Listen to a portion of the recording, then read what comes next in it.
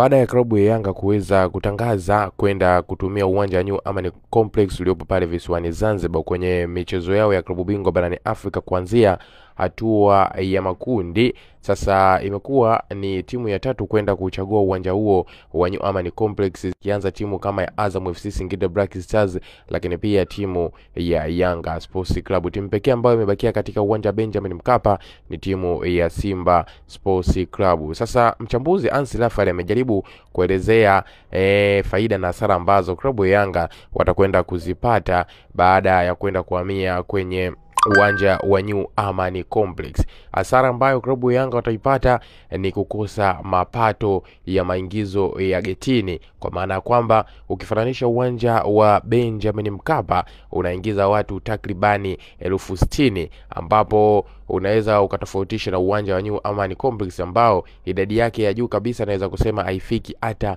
watu 25,000. Kwa hiyo unaweza ukaona hapo ni kiasi gani cha mapato ambacho klabu ya Yanga wanakwenda kukipoteza baada ya kwenda kwenye uwanja wa New Amani Complex. Lakini miongoni mwa faida ambazo tutazipata ni kwenye technical, ambapo klabu ya Yanga mechi za hivi karibuni wamekuwa na pressure kubwa katika namna ya uchezaji. Ukiangalia timu yao haiperform vizuri wala haina mwendelezo mzuri wa kupata matokeo. Kwa hiyo endapo itacheza kwenye uwanja wa Benjamin Mkapa, ukiangalia uwanja kitokeo umejaa full house, utatia pressure kubwa sana kwenye timu, kupelekea technical tactics ambazo kocha anataka kuzitumia zisifanye kazi kulingana na pressure ambayo itazidi kufuatia uwepo wa mashabiki wengi. Hivyo kwenda kwenye dimbara kama New Amani Complex itaweza wao kuwasaidia katika masuala mazima ya technical kuelekea michezo yao ambayo wanakwenda kucheza kwenye michuano ya klabu bingwa barani Afrika kuanzia